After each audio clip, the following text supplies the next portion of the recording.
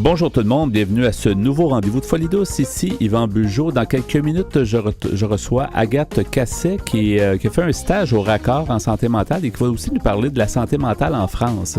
À l'Espresso et à l'Espresso allongé, il sera question de télépathie et réalité scientifique. Notre collaborateur Jean-François Plouffe vient nous voir, il est d'Action Autonomie, il va nous parler pour sa part du cadre de référence pour la garde en établissement. Alors tout ça dans le menu de Folie douce cette semaine. On commence d'abord en chanson avec Mordicus et la chanson s'intitule « Cause à effet ». Bienvenue à Folie douce.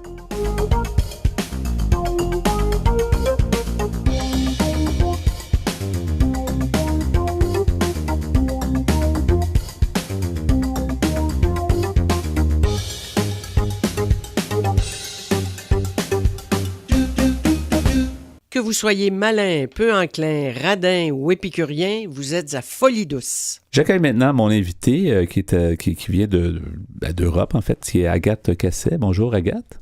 Bonjour. Bienvenue à l'émission Folie douce. Tu es étudiante à la maîtrise en promotion de la santé et prévention de l'École des hautes études en santé publique en France. Donc, tu nous viens de France et tu es ici, en fait, à Montréal pour un stage de 5 mois, donc au Raccord, qui s'occupe là, de plusieurs organisations en santé mentale à Montréal. Parle-nous donc justement du programme dans lequel tu étudies, auquel tu appartiens en France.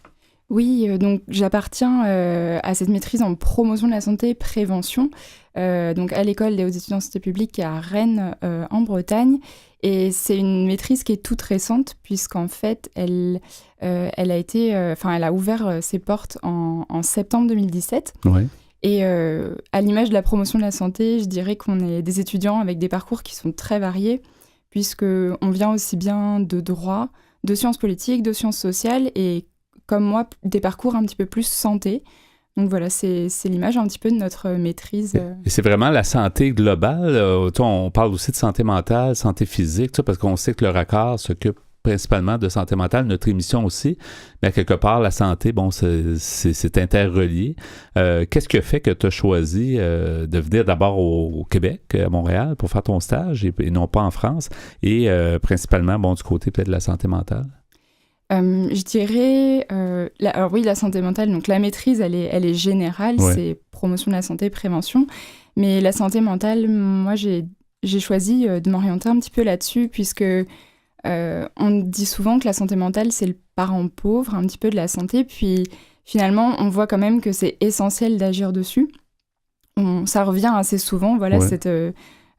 Cet effet. Et puis finalement, le Québec, en tout cas en promotion de la santé, donc la spécialisation de mon master, de ma maîtrise, ouais. On va beaucoup travailler, on s'appuie beaucoup sur les écrits et sur ce qui est fait au Québec, et également notamment en action communautaire, puisque l'action communautaire, ça a une part importante dans la promotion de la santé. On va dire que c'est vraiment un axe important à relever. Ouais.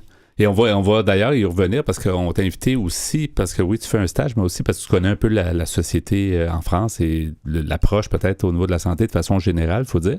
Mais quel est ton rôle au sein du Raccord? C'est sûr qu'il y a le côté communautaire, en tout cas, tu es à la bonne place au Raccord. C'est vraiment le mandat là, d'avoir vraiment une grande implication au communautaire. Mais quel est ton rôle là? Alors le Raccord, donc oui, c'est le réseau alternatif et communautaire des organismes en santé mentale de l'île de Montréal. Et finalement, le réseau, il a ce rôle de regrouper les organismes qui œuvrent en santé mentale à différents niveaux. Ça va être la défense des droits, ça peut être de l'intervention de crise. Enfin voilà, la sensibilisation aux questions de santé mentale, c'est très varié. Et finalement, le but du Raccord aussi, c'est de soutenir, outiller, puis de représenter les organismes qui sont membres auprès d'instances, auprès de tables, de comités. Puis ma mission dans le cadre de ce stage, donc c'est un stage que je viens faire ici au Québec pour 5 mois. Ma mission, elle va consister plus en la réalisation en fait d'un état de situation des organismes en santé mentale, des organismes communautaires et alternatifs en santé mentale qui sont membres du raccord. Et cet état de situation, il va permettre de mettre en évidence un petit peu la richesse du communautaire alternatif en santé mentale, aussi bien sur la diversité des services qu'ils offrent et sur toute la population qu'ils touchent. Puis ça va permettre aussi de dresser un portrait et de mettre en avant également les difficultés ou les besoins qui sont rencontrés par les organismes. Oui, donc ça va donner une meilleure lecture de la situation actuelle. C'est sûr que ça évolue aussi, les organismes. Il y a quand même plus d'une centaine d'organismes là, qui font partie du raccord. Et le raccord est bien présent dans la société, puis fait beaucoup de représentation, même au niveau des gouvernements et tout ça. Là. Donc c'est important d'avoir un bon portrait de ses membres. Hein. C'est un peu ça. C'est ça. Et oui, donc c'est plus de 90 organismes qui sont membres du raccord. Ouais. Et en fait, c'est cet état de situation, la dernière fois qu'il a été mené, c'était en 2002. Et ça a été une nécessité, finalement, maintenant, on est plus de 15 ans plus tard, de remettre à jour un petit peu ce portrait pour apporter des chiffres qui sont récents, puis pour ramener la situation. Oui. Je suis curieux, Agathe, de savoir comment tu as pu aboutir au raccord de France. Est-ce que vous aviez déjà là-bas une possibilité? Est-ce qu'il y en a plusieurs étudiants qui souhaitaient justement peut-être aller à l'étranger pour faire un stage? Qu'est-ce qui a fait que tu es finalement ici devant nous puis qu'on se parle? Oui, c'est... Alors finalement, c'est ce que je disais, le Québec, on s'est beaucoup appuyé sur des écrits tout au long de l'année, puis on a même des enseignants de notre maîtrise qui sont québécois. Et comme c'est un peu la promotion de la santé, en tout cas, on s'appuie beaucoup sur les écrits québécois, donc ça m'a donné un peu envie de venir voir. C'est ça, de venir voir vraiment ce qu'il en est, puis de donner peut-être une autre, peut-être quelque chose de différent de ce que tu aurais déjà eu en France, c'est ça? C'est ça, et c'est vrai que le communautaire, comme je disais, c'est une part vraiment importante, un axe important pour la promotion de la santé, puis... c'est plus développé en fait au Québec que, en tout cas, moi je le perçois en France, notamment les regroupements ou les réseaux comme celui du raccord. C'est vraiment au Québec que j'ai trouvé pour avoir un petit peu cette vision globale de toutes les actions qui pouvaient être menées en santé mentale de manière locale. Et en France, c'est moins visible, en tout cas, c'est un petit peu moins présent. Oui. Et justement, si on parle de la France, tu es nos yeux et nos oreilles pour là-bas, en tout cas, d'une certaine façon. Puisqu'ici, on parle beaucoup de promotion, prévention. C'est un peu ça qu'on fait ici à l'émission, dans le fond, de la promotion, de la prévention au niveau de la santé mentale. C'est un peu notre mandat.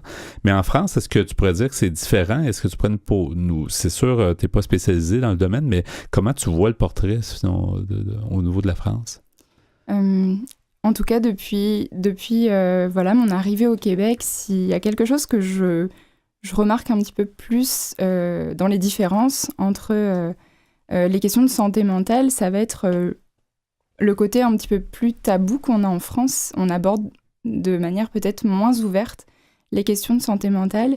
Et c'est aussi ce qui a guidé finalement mon choix de venir faire mon stage ici. Donc, tu dirais qu'il y a un petit peu plus de stigmatisation envers les gens en France. Les gens il y a comme une distance peut-être qu'on retrouve moins au Québec. Pourrais-tu dire ça? On est peut-être, je ne sais pas si on peut dire ça, mais en tout cas, on en parle moins. C'est un peu plus tabou. C'est l'impression, en tout cas, que j'en ai et que j'en ai eu en arrivant au Québec. Oui. Quelle est l'approche? Je pense que tu as peut-être des exemples à nous donner au niveau de l'approche en santé mentale, au niveau de la promotion. Je pense qu'il y a peut-être deux trucs que tu peux nous mentionner. Oui. Alors, en fait, donc, en termes de prévention, déjà, la santé mentale, on sait que c'est bien plus large que l'absence de troubles, mais que ça inclut toute une approche positive de la santé mentale et qui est très globale. Et finalement, on sait que maintenant, on limite plus la santé mentale au champ de la psychiatrie, mais qu'on l'élargit vraiment. Et en complémentarité de ce qui était offert dans le soin, maintenant, on a vraiment besoin de développer les approches qui sont préventrices et promotrices de santé. Et finalement, je dirais qu'en prévention, un des exemples qui peut être donné, c'est la formation premiers soins en santé mentale. C'est une mesure qui a été annoncée dans le plan prévention santé le 26 mars dernier, donc c'est quelque chose qui était assez récent. C'est récent, oui. Et donc ça fait partie des mesures que le gouvernement français voulait mettre en place, c'est mettre en place cette formation auprès, notamment pour l'instant dans une période de test auprès des étudiants. Puis cette formation, elle est vraiment intéressante puisqu'elle a pour but d'apprendre à savoir réagir face à une détresse psychique, mais ça va être en plusieurs étapes, entrer en contact, soutenir, puis orienter vers différents services. Et c'est l'occasion finalement de déstigmatiser l'image de la santé mentale, puis d'aborder la santé mentale auprès du grand public, puis de manière tout aussi naturelle que finalement on le fait déjà pour la santé physique. Est-ce que en France, est-ce que à ta connaissance, est-ce qu'il y a quand même de la promotion quand on parle, disons, dans les médias auprès de la population, parce qu'ici à l'occasion, on a eu des grandes campagnes où on essayait de démystifier la santé mentale à coût de millions de dollars de publicité. Est-ce que ça se passe aussi en France? Est-ce qu'on essaie justement d'aider un peu la cause, en fait, en faisant la promotion de façon assez large? Est-ce que tu as déjà vu ce genre de publicité-là, peut-être?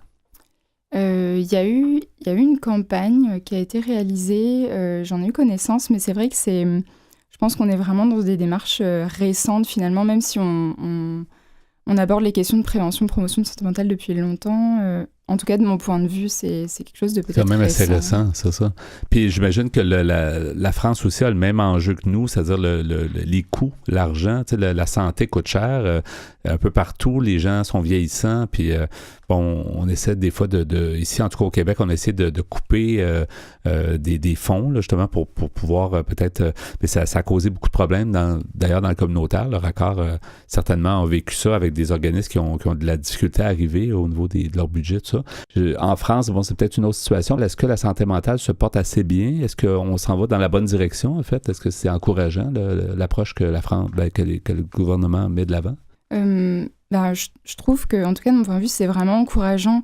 En termes de promotion de la santé mentale, notamment, il y a de plus en plus de choses qui se développent, puis on a vraiment la conscience de l'importance qu'il faut accorder à ce qu'ici on appellerait le communautaire, mais en France ça porte moins le nom de communautaire, c'est plus tout ce qui relève de l'associatif. Puis il y a des conseils locaux en santé mentale qui permettent justement d'associer des actions qui sont très locales à d'autres acteurs qui vont être par exemple les municipalités ou les acteurs de la santé, et d'essayer de faire travailler un petit peu tout le monde, puisque je trouve que c'est vraiment l'enjeu, en tout cas pour la promotion de la santé mentale, ça va être de réussir à faire travailler tous ces acteurs, puisque c'est très varié comme domaine, très, très vaste. Oui. Après tes études, donc, on rappelle, tu fais un stage ici. Est-ce que tu retournes aux études ou tu vas vraiment aller au marché du travail dès que tu retournes en France? Je finis mes études, donc c'est vraiment donc, le stage de fin d'études. C'est l'étape avant de travailler dans le domaine. Comment tu te vois? Est-ce que tu as déjà des idées sur un plan de carrière ou dans quel domaine tu veux travailler principalement? Est-ce que tu as déjà une idée? Mais justement, je pense que mon stage, en tout cas, m'encourage vraiment là-dedans. C'est dans l'idée que j'aimerais travailler au niveau associatif ou communautaire. Et c'est vraiment ce qui moi, va m'intéresser pour la suite. Excellent. Merci beaucoup. J'aimerais ça, avant de terminer, que tu mentionnes les coordonnées, en fait, le site web du Raccord où tu fais ton stage actuellement, donc un organisme ici situé à Montréal. Quelle est l'adresse du site web? Peux-tu nous le mentionner?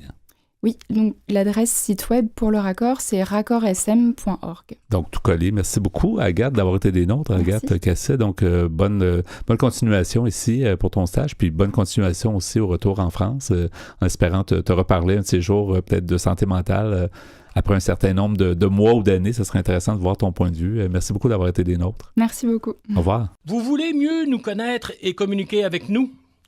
Visitez notre site Internet au www.antenne.qc.ca. antenne.qc.ca. C'est maintenant le moment du bloc Espresso. Bonjour Pierre Laporte. Salut Yvan. Bonjour Ghislain Malo. Bonjour. Alors Pierre, le sujet aujourd'hui, télépathie et réalité scientifique. Oui, t'avais deviné quoi? Oui, ça m'avait... Ouais. Oui, la télépathie, c'est toujours quelque chose d'intéressant. C'est pas une maladie mentale, mais puisqu'on fait une émission sur la santé mentale, j'aime revenir sur le sujet à l'occasion. Et c'est bien peut-être de préciser aussi, je sais pas si tu vas le faire, mais la télépathie, on sait un peu ce que c'est, mais... En fait, On a une idée. Hein? On en connaît de plus en plus au fil des années et au fil des recherches. Alors, c'est d'après un article de M. Jocelyn Morisson, qui est journaliste scientifique français, et c'est sur le site, j'ai pris ça sur le site, tenez-vous bien, la télé de Lilou. L-I-L-O-U, ça fait sérieux, ça fait crédible, ça fait crédible. Mais c'est quand même intéressant. Alors, ce monsieur Morisson nous dit « La télépathie au sens de transmission directe de pensée est une réalité pour bon nombre d'entre nous. On peut, par exemple, penser la même chose au même moment que son ou sa partenaire, siffloter l'air que l'autre avait dans la tête ou bien ressentir à distance le danger qui menace un proche. Et dans ce dernier cas, il s'agit en fait de transmission d'émotions ou de sensations, ce qui est plus proche de l'étymologie de télépathie, qui vient du grec pathos, qui veut dire souffrance. La science ne reconnaît pas officiellement ce phénomène en dépit des nombreuses données accumulées depuis des dizaines d'années. La raison en est qu'il n'existe aucun mécanisme, à moins de faire appel aux étrangetés, entre guillemets, de la mécanique quantique pour l'expliquer. Il a été observé de longue date que la relation qui unit deux êtres proches se teinte souvent de télépathie, en particulier dans le cas d'une mère et de son enfant. En plus, encore, dans le cas de vrais jumeaux. Lorsqu'on demande aux jumeaux s'ils font régulièrement l'expérience d'une connexion de type télépathique avec leur semblable, une paire sur 3 répond oui. Ce taux supérieur à 30% est avancé par l'auteur britannique Guy Lyon Playfair. Lorsqu'un homme lui avait raconté une histoire vécue dans l'enfance, alors qu'il se trouvait avec son père dans leur maison, ce dernier avait été soudainement rejeté en arrière, tombant sur une chaise et restant hébété en état de choc. L'enfant était terrifié car il pensait que son père faisait une crise cardiaque.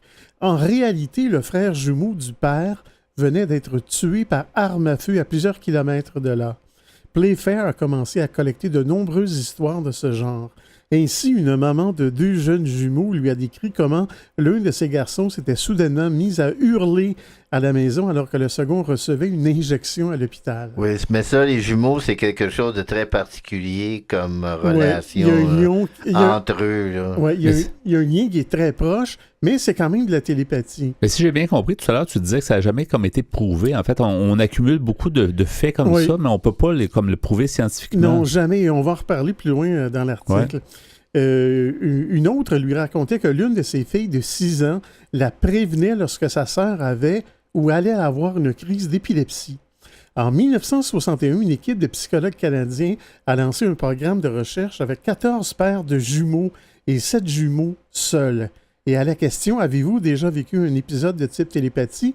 12 personnes ont répondu par l'affirmative, établissant ce pourcentage d'un tiers comme une référence, bien que des études ultérieures aient montré que le taux pouvait atteindre 40%. Oui, il faut aussi souligner que c'est des jumeaux identiques, Pierre. Là, ici, on ne parle pas nécessairement de jumeaux identiques. Ah, OK. De toute façon, en étant jumeaux, même s'ils ne sont pas visuellement identiques, ils sont quand même nés au même moment. Oui, mais souvent, il y a comme des jumeaux identiques. Puis l'exemple, ça serait la famille Séguin, qui ne sont pas des jumeaux identiques, Richard et Marie-Claire. Puis on ne sait pas s'ils font de la télépathie. Par contre, on ne leur a pas demandé. Non. Alors, je poursuis mon article de M. Morisson.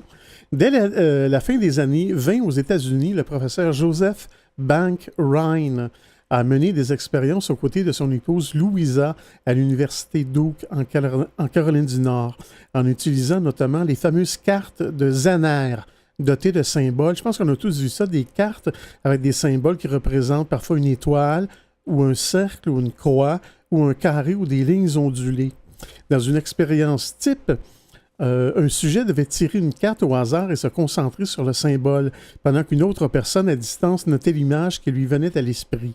Et près de 2 millions d'essais ont été effectués pendant plus de 13 ans. Et sur 33 études indépendantes, 27 ont montré des résultats statistiquement significatifs. Les expériences de Rhine furent reproduites dans plusieurs laboratoires et plus de 60% des tests furent positifs. De leur côté, des chercheurs français se sont intéressés aux aspects qualitatifs du transfert télépathique. Et au sein de l'Institut métapsychique international à Paris, René Varcollier a distingué les éléments qui se transmettent bien, comme par exemple des idées de mouvement ou des contrastes, et ceux qui passent avec difficulté, comme les concepts, les chiffres, les symboles, etc. Et de nombreux chercheurs estiment que la télépathie est une capacité naturelle de l'être humain qui a été perdue au fil de l'évolution. Ainsi, les chamans étaient télépathes au sens où ils accédaient à une information dont on dirait aujourd'hui qu'elle se trouve dans l'inconscient des individus. Et de ce point de vue, il est difficile de distinguer entre plusieurs mécanismes possibles, c'est-à-dire la voyance, la télépathie ou la lecture de l'inconscient. En outre, ce dernier reste un vaste continent inconnu pour les neurosciences.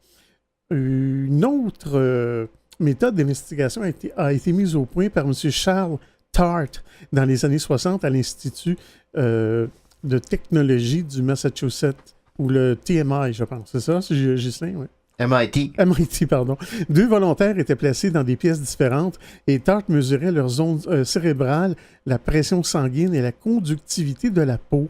En réponse à un stimulus appliqué au premier sujet, une variation significative était observée chez le second sujet pour 2 paramètres sur 3. Mais je m'arrête ici et je poursuivrai un peu plus tard. On fera durer le plaisir. Oui. De l'autre côté, un peu plus tard dans l'émission. Merci Ghislain, merci Pierre. Merci. Demeurez à Folie douce.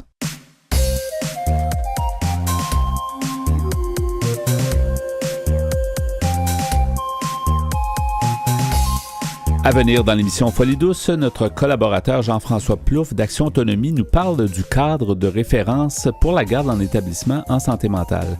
À l'Espresso allongé, nous poursuivons sur le sujet télépathie et réalité scientifique. Vous entendrez aussi en chanson Un autre comme moi de Fishback et Vintage à l'os de Seba et Orgue. Vous voulez échanger avec nous, vous désirez participer à Folie douce, notre site web est antenne.qc.ca. Utilisateurs de Facebook, YouTube et Twitter, cherchez Folie douce Radio pour nous trouver. Ou téléphonez-nous au 514-990-9604. Vous écoutez Folie douce, l'émission hebdomadaire qui démystifie les problématiques de santé mentale depuis plus de 25 ans. De retour au micro dans quelques instants.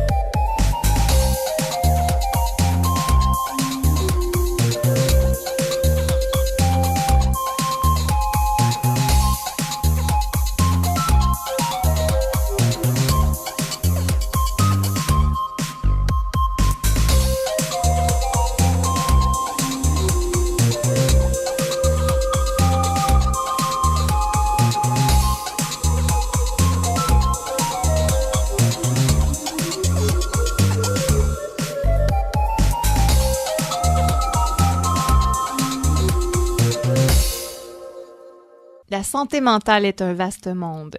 Venez avec nos chroniqueurs qui nous amènent en territoires inconnus. J'accueille Jean-François Plouffe, notre chroniqueur. Bonjour Jean-François. Bonjour. D'Action Autonomie, bien sûr. Tu nous parles aujourd'hui du cadre de référence de la garde en établissement.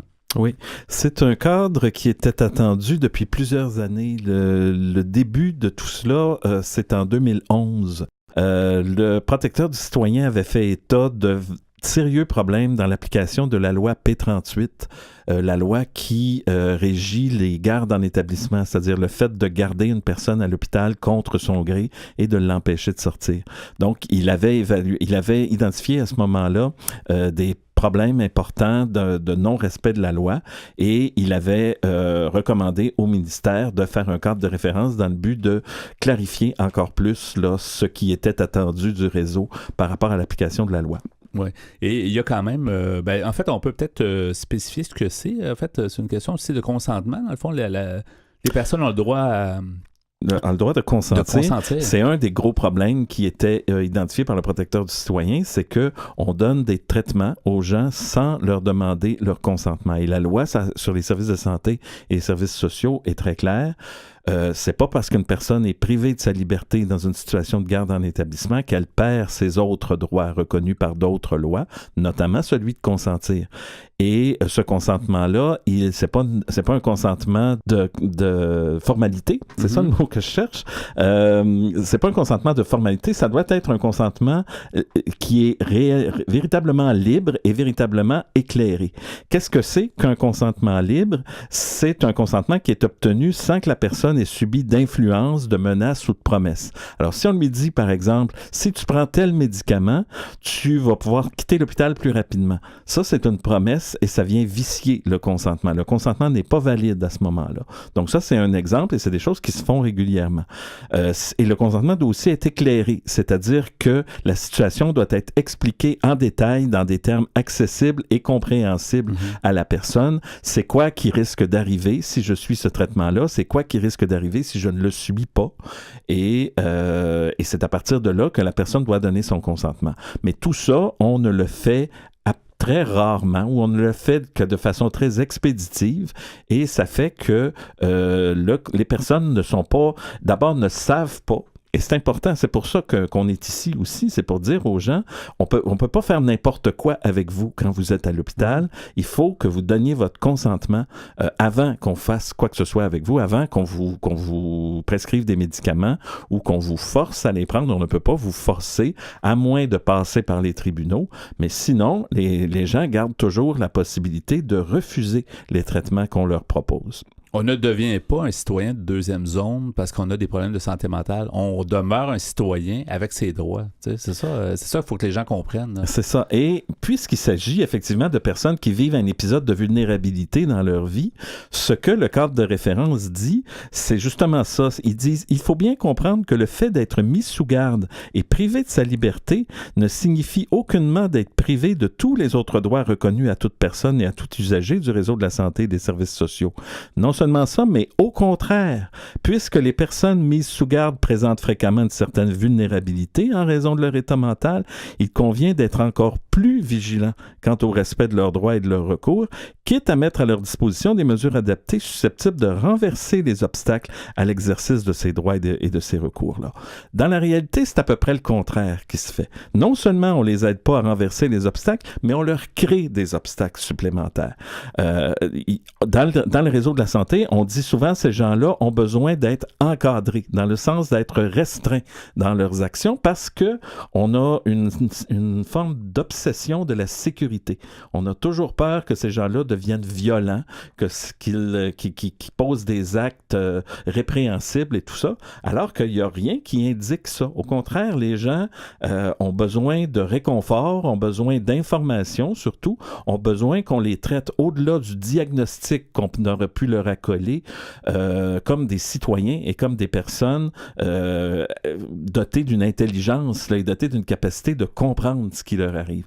Et c'est ce qui ne se fait pas. Oui. Est-ce que c'est un élément nouveau, ça, le soutien à l'exercice des droits? Parce qu'il me semble on sent toujours que le milieu se bat et ne donne pas ce genre de service-là. Hein? Bien, c'est ça. En fait, c'est une directive. Le principe a toujours existé. Mais là, c'est le ministère de la Santé et des Services sociaux, le grand patron du réseau, qui donne cette directive-là. Sera-t-elle appliquée dans la réalité à cause qu'elle est écrite dans le cadre de référence? Ce n'est pas évident. Mais ça donne des munitions à des gens comme nous, à des groupes comme nous, pour dire votre grand patron, le ministre de la Santé et des Services sociaux, vous commande non seulement de respecter les droits des personnes, mais de soutenir leur exercice. Donc, ça nous donne des arguments nouveaux et ça nous aide à terme, sur le long terme, à changer la culture qui a cours dans les établissements de santé et services sociaux. Et ça implique pas nécessairement d'avoir des nouvelles personnes. T'sais, les personnes qui sont en place doivent être formées à savoir que doivent connaître un peu les règles, les lois et tout ça. Là. C'est ça, parce que en parallèle de ça, on a aussi les plans d'action sur la primauté de la personne qui sont en marche dans les CIUS en ce moment. Et ça implique ça. Ça implique de la formation. D'abord, avant d'être capable de respecter les lois, il faut les connaître. Mm-hmm. Et nous, on sait qu'il y a beaucoup beaucoup de personnel sur les planchers de psychiatrie qui n'ont aucune idée des lois qu'ils appliquent. Et donc, il faut leur faire connaître, il faut leur faire comprendre ce qu'ils peuvent faire, ce qu'ils ne peuvent pas faire. Et une fois cela fait, il faut changer leur perception des patients qui sont devant eux, qui ne sont plus des personnes potentiellement dangereuses à encadrer, mais qui sont des personnes qui vivent une période de vulnérabilité et qui sont à soutenir dans l'exercice, notamment dans l'exercice de leurs droits. Donc, c'est une espèce de petite révolution qui s'installe. Oui. Et ça tombe bien parce qu'en même temps, on a parlé récemment d'un jugement de la Cour d'appel qui ramenait un peu les juges de la Cour du Québec à l'ordre. Donc, il y a une espèce de conjonction dans le temps qui fait que les deux acteurs qui briment les droits ou qui ne sont pas attentifs au respect des droits des personnes tels que les lois les prévoient, tous les deux se font rappeler à l'ordre en même temps, les juges et les médecins et les soignants, pour leur dire, c'est important, ces lois-là, elles n'ont pas été faites pour rien. Toute loi, nul n'est censé ignorer la loi, toute loi doit être respectée par tout le monde, il n'y a personne qui est au-dessus des lois, il n'y a personne qui est en dessous non plus, et donc, il faut faire le maximum pour que ces lois-là soient respectées et soient appliquées correctement. Et c'est exactement ce que nous, les groupes de défense de droits en santé mentale, on préconise depuis des années. Donc, c'est des outils nouveaux pour nous, c'est des arguments nouveaux, forts pour nous, et on espère être capable de commencer, en s'appuyant là-dessus, à changer véritablement les choses dans le réseau de la santé mentale. Oui, Jean-François, quand on parle de garde en établissement, quel est le délai ou quels sont les délais, justement, au niveau de la garde en établissement? C'est une excellente question parce que dans le réseau, très souvent, ou bien on ne les connaît pas, ou bien on ne veut pas les connaître, ou bien on ne les respecte pas, mais un délai pour une garde préventive, c'est-à-dire le temps qu'on peut garder une personne sans avoir un jugement de la Cour, ça ne doit pas dépasser 72 heures, sauf quelques cas exceptionnels là, où il y a des jours qui ne sont pas ouvrables, mais la règle, c'est 72 heures. Et nous, on sait, par des recherches qu'on a fait assez récemment, que ça va souvent jusqu'à 6 et 7 jours. Et ça, c'est complètement illégal. Nous, on prétend que la majorité des gardes en établissement qui sont faites à Montréal sont des gardes illégales parce qu'on ne respecte pas, notamment, ce délai-là qui autorise l'hôpital à garder la personne sans jugement. On les garde 2 fois trop longtemps. Ça veut dire que dès que la personne entre, disons, à l'urgence, ou à partir de ce moment-là, c'est 72 heures, c'est ça? Exactement. Et le cadre de référence est intéressant parce qu'il spécifie à quel moment commence ce 72 heures, ce qui n'était pas clair jusqu'à maintenant. Ce 72 heures, il débute au moment de la prise en charge au triage à l'urgence. Okay. Et non, même pas à l'entrée en psychiatrie, mais au triage à l'urgence. Donc, le ministère vient mettre de la pression sur les établissements pour leur dire, votre 72 heures, il commence tôt, et donc vous avez un devoir de rigueur, de remplir les formalités qu'il faut rapidement, de façon à ne pas brimer la personne dans ses droits. Encore une fois, la personne à l'accueil doit savoir ça, peut-être pour le noter, ou en tout cas la personne qui va finalement rencontrer l'individu ou la personne en souffrante. fait, l'infirmière au triage, elle réfère la personne en psychiatrie. Et à partir du moment où ça c'est fait, la personne ne peut plus quitter l'urgence déjà. Elle est déjà techniquement en garde dans l'établissement.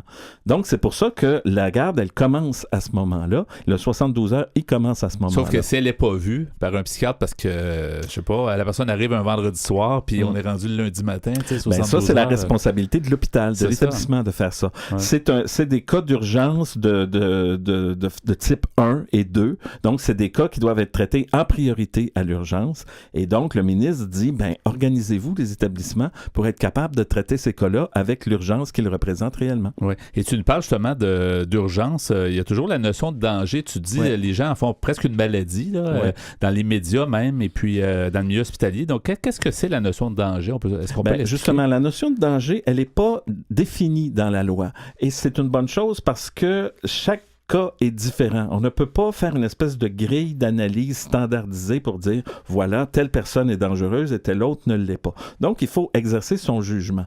Mais ce que le cadre de référence dit, c'est que ça ne doit pas être une formalité. Il faut qu'on soit capable de constater un vrai danger, un danger réel, un danger qui a cours actuellement, pas dans le passé. C'est pas parce qu'une personne a eu un comportement potentiellement dangereux il y a 2-3 jours qu'elle est encore dangereuse aujourd'hui. Il faut que ce soit la personne qui en soit la source principale, que ça découle de son état mental et que ce soit suffisamment sérieux pour nécessiter une garde. Donc, et oui, on parle de dangerosité, mais on tente aussi de définir la non-dangerosité. On dit les craintes fondées sur les antécédents de la personne ne justifient pas d'emblée de la mettre sous garde. Le meilleur intérêt de la personne, son besoin de recevoir des soins ou encore son inaptitude ou le fait qu'elle soit dérangeante pour l'entourage ne sont pas des facteurs suffisants pour la mettre en garde en établissement. Donc ça, c'est spécifique, ça, et c'est explicite, parce qu'il y a beaucoup de gens qui sont mis en garde, justement de façon préventive, un petit peu en cas où il pourrait causer des problèmes, ou parce qu'il n'y a pas d'autres ressources pour les aider, puis que leurs proches sont épuisés, etc. Mais ce n'est pas... C'est un problème. Il faut que quelqu'un s'en occupe. On n'est pas en train de dire qu'il faut les laisser partir dans la rue et plus s'en occuper, mais il devrait y avoir d'autres ressources que la privation de liberté pour aider des gens qui sont dans ces situations-là. On doit redoubler, finalement. On doit traiter les gens de façon encore plus avec empathie ou en tout cas avec plus de doigté. Là. De façon adaptée à la situation objective qu'ils vivent. Ouais. Si la personne a besoin d'aide mais ne représente pas un danger, on ne devrait pas la garder en établissement. Et on le fait présentement, premièrement parce que c'est moins compliqué. On l'a à portée de la main pour la médicamenter, puis pour voir l'effet que les médicaments font sur elle, mais aussi on la garde parce qu'on n'a pas d'autre endroit où l'envoyer. Donc, il y a là comme un appel aussi à développer des ressources alternatives, de développer des approches nouvelles par rapport à des vulnérabilités que vivent les personnes qui ne nécessitent pas nécessairement leur privation de liberté. Il nous reste environ 30 secondes, Jean-François. Est-ce qu'on parle un peu que les gens sont responsables? Est-ce qu'il y a des personnes de ressources ou des personnes attitrées à ce genre pour ce cadre-là, justement, de référence? À notre connaissance, actuellement, il n'y en a pas beaucoup. Les gens sont laissés à eux-mêmes dans le réseau. Mais le cadre de référence prévoit qu'il devrait y avoir des personnes qui devraient agir comme agents de liaison, tant à l'intérieur qu'à l'extérieur de l'établissement, que ces gens-là devraient être facilement repérables et joignables en temps opportun.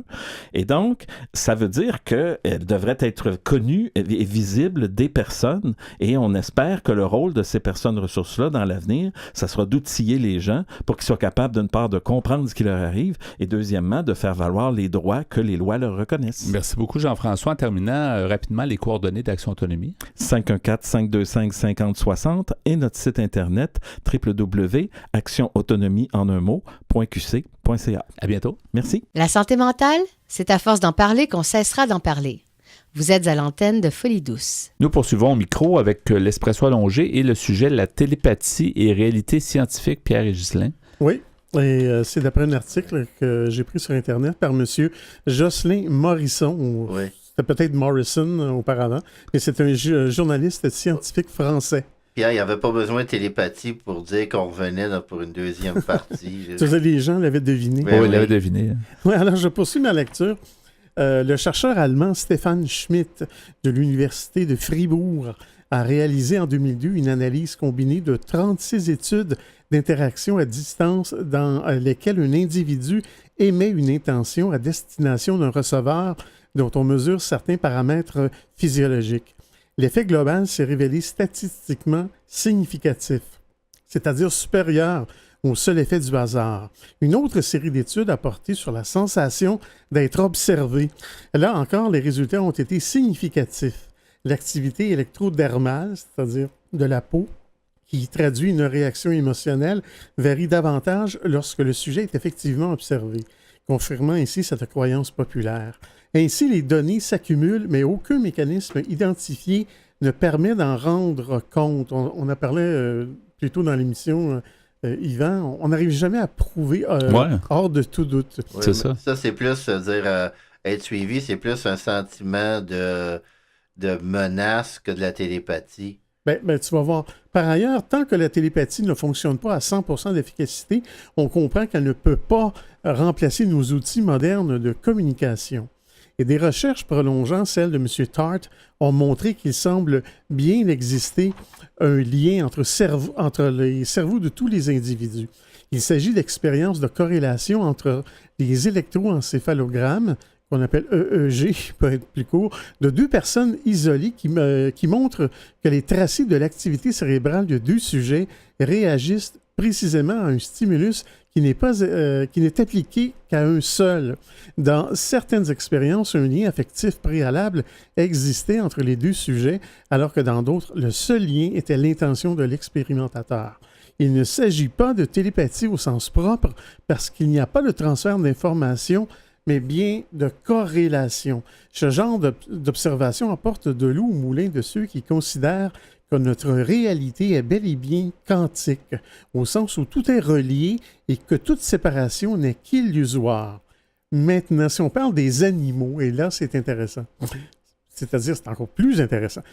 De son côté, le chercheur anglais Rupert Sheldrake a montré qu'un lien télépathique existait également entre un animal et son maître. Dans sa fameuse série d'expériences sur ces chiens qui anticipent le retour de leur maître, il a démontré sans ambiguïté que les chiens se postaient devant la porte de la maison, effectuaient des allers-retours et s'agitaient dès l'instant où le maître absent avait pris la décision de rentrer. Imaginez. Malgré leur étrangeté, ces données semblent faire leur chemin dans l'esprit d'un nombre croissant de scientifiques. Juste pour vérifier, c'est-tu avant que les gens mettent le pied sur les escaliers? Parce que l'animal peut il peut sentir de loin. Ouais. Peut entendre, puis il reconnaît soit le pas de son maître, il va sentir de très loin. Oui, on sait que les chiens et les chats reconnaissent les moteurs des véhicules automobiles, parce que apparemment qu'il n'y a pas deux voitures qui ont exactement le même bruit. Mais ici, là, on parle que c'est au moment où le propriétaire du chien prend la décision de rentrer à la maison. Okay, donc c'est bien avant. Ouais. Et en 2004, un débat a ainsi été organisé à Londres par la prestigieuse Royal Society of Arts, qui a opposé Rupert Sheldrake à Lewis Wolpert, un scientifique plutôt conservateur. Et Rupert Sheldrake avait notamment parlé des prouesses d'un perroquet télépathe qui s'appelait Nkisi. Nkisi, en tout cas. Cet animal incroyable possédait un vocabulaire d'environ 700 mots et prononçait des mots ou des phrases qui étaient directement en lien avec les pensées de sa propriétaire. Les arguments présentés par Sheldrake ont convaincu l'Assemblée et le compte-rendu qu'en a fait la célèbre revue Nature, traditionnellement hostile au paranormal, a été globalement positif. 700 mots, Pierre, c'est plus que certains couples s'échangent pendant l'année. Probablement. Mais surtout, les perroquets, souvent, sont doués pour parler. Hein. Oui, mais tu vois que celui-là avait comme un... Il y avait un don. Oui, une espèce de don difficile à expliquer. Et parmi les phénomènes qualifiés de paranormaux, la télépathie semble être plus acceptable par la communauté scientifique. Mais tant qu'une théorie ne permettra pas d'en rendre compte de façon satisfaisante, on ne peut s'attendre à une reconnaissance officielle. Il faudra pour cela réécrire une bonne partie de la physique, ce que bon nombre de théoriciens s'attellent à faire de nos jours. Plusieurs grands médias ont annoncé récemment la réussite d'une expérience de télépathie au cours de laquelle un message mental aurait été voyagé de l'Inde vers la France. L'un des sujets se trouvait en Inde, équipé d'électrodes sur le crâne qui permettaient de transmettre par Internet son activité cérébrale. Il devait penser à des messages simples comme « bonjour ». Puis un ordinateur convertissait ces impulsions en code binaire avant de le transférer à un autre ordinateur relié au cerveau d'un deuxième sujet se trouvant en France. Celui-ci recevait alors l'information sous forme de flash lumineux qu'il était capable d'interpréter grâce à un code préétabli. Cette expérience repose sur l'utilisation d'interfaces cerveau-ordinateur sur lesquelles de grands espoirs sont fondés, notamment pour venir en aide à certains handicapés. Alors, je m'arrête ici et vous pourrez... Intéressant, oui. Donc, l'article s'appelle « Télépathie et réalité scientifique ». Merci beaucoup, Pierre. Merci, Ghislain. Merci. Merci. Vous aimeriez réentendre nos émissions, entrevues et chroniques via YouTube? Pas de problème. Pour y accéder, visitez notre site web antenne.qc.ca, antenne.qc.ca. Pour conclure ce rendez-vous de Folie douce, on y va avec la nomenclature des chansons. On a écouté en début d'émission Cause à effet. Du groupe Mordicus. On a pu entendre Rub-a-Dub. De Pierre-Paul Jack. Dans la deuxième demi, on a écouté Un autre que moi. De Fishback. Et à l'instant, Vintage Alos. De Seba et Org. Ben voilà, merci beaucoup pour votre choix musical. Merci. À toi et à Pierre. Merci Pierre pour ta mise en onde. Bienvenue. Merci aussi pour les blocs espresso où tu nous as parlé de télépathie et réalité scientifique. Je remercie notre invité en début d'émission, Agathe Casset, qui nous a parlé de son stage au Raccord en santé mentale, ainsi qu'un peu de la santé mentale en France, comment ça se passe. Alors, merci beaucoup, Agathe, d'avoir été des nôtres. Je remercie notre collaborateur Jean-François Plouffe de Action Autonomie. Il nous a parlé pour sa part du cadre de référence pour la garde en établissement en santé mentale. Alors, tout ça dans le menu de Folie douce. Cette semaine, c'est Yvan Bugeaud à l'animation. Bonne semaine à tous et à la prochaine Folie douce. Au revoir.